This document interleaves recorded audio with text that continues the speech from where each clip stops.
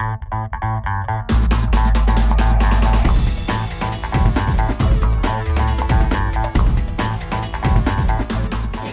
Mathilde, toi, tu as tout plaqué pour faire le tour du monde.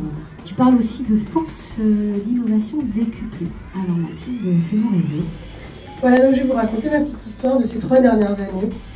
On se retrouve, ça commence, on est en avril 2014. Je suis bien installée, j'ai une bonne position. Je suis directrice d'un cabinet de conseil en financement de l'innovation, où j'accompagne des acteurs de la R&D, des ingénieurs pour attraper des subventions européennes. J'ai un super job. Puis un jour, on va dîner avec mon mari autour d'un bon verre de vin. Puis là, on se dit, bon, en gros, ça va être l'heure des bébés ou de quoi d'autre. Et c'est comme ça qu'on a décidé finalement de tout plaquer, de partir à l'inconnu dans le monde. Donc tout plaquer sans filer, hein, puisque au retour, on n'aurait ni boulot, ni maison, ni même pays de résidence. Donc c'était un peu osé. Donc ça a commencé vraiment comme ça. Alors voilà, ce qu'on n'avait pas imaginé, c'est tout ce qui allait se produire en fait. Ce qu'on n'avait pas compris, c'est qu'on allait vivre 800 jours de liberté totale, donc 26 mois, dans 42 pays du monde, sur 80 000 km en dormant dans un van et en campant en sauvage partout dans le monde.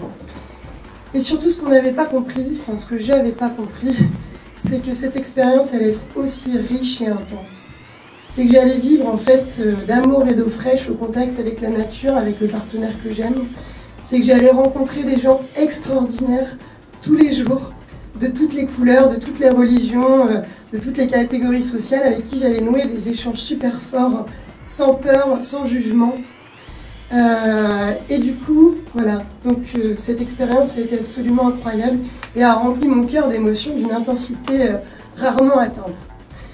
Et puis il y a eu cet été dernier, on a pris la décision de rentrer.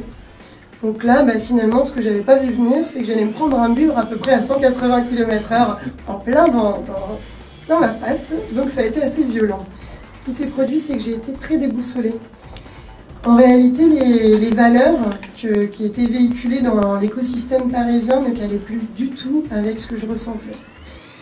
Les codes sociaux, les schémas mentaux de, par exemple, travailler beaucoup pour dépenser beaucoup, avait peu de sens pour moi. Cette effervescence bouillonnante d'une ville parisienne, je me sentais très loin. Puis finalement, j'avais qu'une envie, c'était de repartir en fuyant, le plus vite possible, très loin. Malgré tout ça, j'ai une petite voix intérieure qui m'a pas lâchée en fait, qui était mon ange gardien. C'était cette petite voix qui me disait « Non mais te précipite pas, prends ton temps, ne te juge pas parce que tu es absolument incapable de donner des réponses rationnelles aux mitraillettes de questions que les autres te posent. Et puis voilà, accepte de prendre le temps de tourner la page. » Donc c'est ce que j'ai fait. J'ai pris 2 mois déjà pour tourner la page du voyage. Donc ça s'est fait au travers d'un site web, d'une chaîne YouTube et puis de pas mal de larmes, quelque part. Puis est venue l'heure de l'ouverture, donc toujours connectée à mon intuition, où là j'ai continué ma navigation à l'inconnu, à la rencontre de nouveaux réseaux, donc Inkinov, de plein de nouvelles connaissances créées en France, enfin, tout un tas de choses nouvelles. Et en voyage humain, toujours dans l'inconnu, en faisant une formation en coaching chez International Mosaïque. Et petit à petit, cette intuition était là de me dire que tout allait bien se passer à un moment donné, que même si je ne connaissais pas la finalité du voyage intérieur, je sais que j'allais atterrir quelque part. Donc finalement, en février, je crée ma micro-entreprise. Puis là, je me dis, mince, je vois le seuil de la porte. Pourtant, Dieu sait que je sais prospecter et aller chercher les dirigeants de PME pour aller leur vendre des prestats de services. Mais là, j'ai pas envie d'y aller, je comprends pas pourquoi. Et donc, en fait, finalement, ce que j'ai compris, d'un coup, d'un seul, je sais plus si c'était sous la douche, enfin, ces moments où on a des éclairs de génie incontrôlés, où j'ai enfin compris, ouais, je chantais, oui, j'ai beaucoup chanté, un autre projet Pinkinov par ailleurs, et donc j'ai compris que ce qui me faisait, enfin, j'étais pétrifiée à l'idée de devoir abandonner quelque chose. Je voulais pas abandonner tout ce que j'avais découvert pendant le voyage, et j'adorais mon métier d'avant, mais c'était la façon dont je l'exerçais avant. Donc voilà, la révélation, ça a été de se dire que j'avais pas besoin de faire du ouf, qu'en réalité je pouvais faire du et que ce que j'avais peur d'abandonner, c'est-à-dire l'aventurière extrême que je suis, la très grande émotive et la créative, complètement déjantée par ailleurs de temps en temps, pouvait être ma vraie valeur ajoutée et ma vraie pépite en fait sur mes cibles de marché.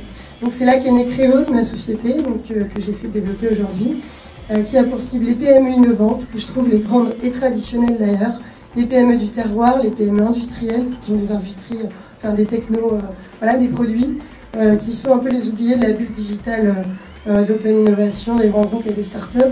Et ce que je veux proposer aux dirigeants de PME, c'est ce que je sais faire de mieux, c'est-à-dire de l'optimisme, une bulle d'air, un peu de folie, mettre du peps là-dedans. Je veux créer une communauté, donc mon programme de service c'est Wake Me Up, Wake SME Up, et je veux créer une communauté des PME qui soient fières, heureuses et joyeuses d'être le tissu et la fierté industrielle d'aujourd'hui en France. Et le dernier mot, c'est que finalement, ce qui m'a conduit à ce chemin en alignement total, c'est qu'en réalité, j'ai suivi mon intuition, j'ai rien lâché, j'ai jamais abandonné, et que finalement, ce que je conseillerais, c'est d'être son propre jardinier.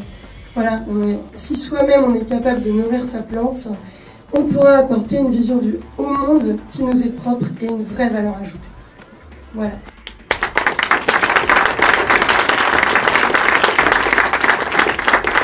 Vous avez dit qu'elle allait nous faire rêver.